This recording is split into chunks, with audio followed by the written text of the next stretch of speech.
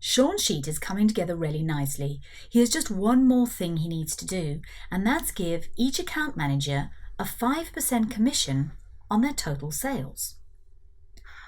Now, before we start, stop and think what type of calculation you're trying to do. Can we get away with a simple formula, or should we be using a function? Well, this is a very simple calculation, so we're going to use a simple formula. We're going to type equals, click on our total, type our multiply, and click on our 5%. Let's check that that worked. Enter, and there's Anya's 5% commission, so that was perfect. Now, we don't want to type that calculation in for everybody, but we know we can use our fill handle, so we drag it down and, oh dear, that's gone wrong. The question is why? Let's come back and have a look at the second one, and you can see it says F5, which is Charlie's total, good, times by J2. We actually want to be multiplying by J1.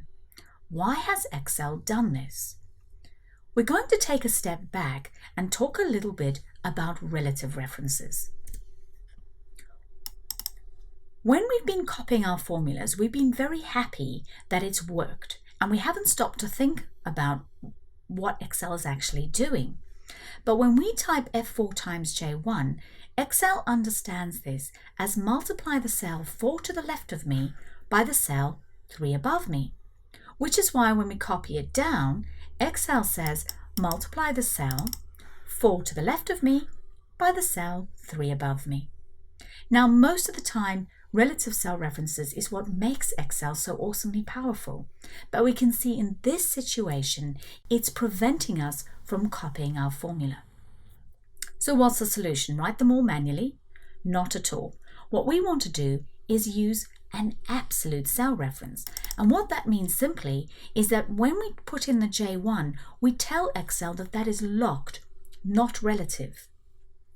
And how do we do that? Well, we simply put $1 in front of the J and $1 in front of the 1. Doesn't sound too simple, does it? But actually there's a great shortcut key that will help us, and it's the F4 key at the top of our keyboard. So if I first click on J1, you have to have the J1 there. So click on your J1 and then immediately press F4. You'll see the dollars have been put in for you automatically. Do be a little careful. If you press F4 more than once, you will notice you actually get what are called mixed cell references. We'll look at these later, but for now, just make sure you've got both dollars on. And then press Enter.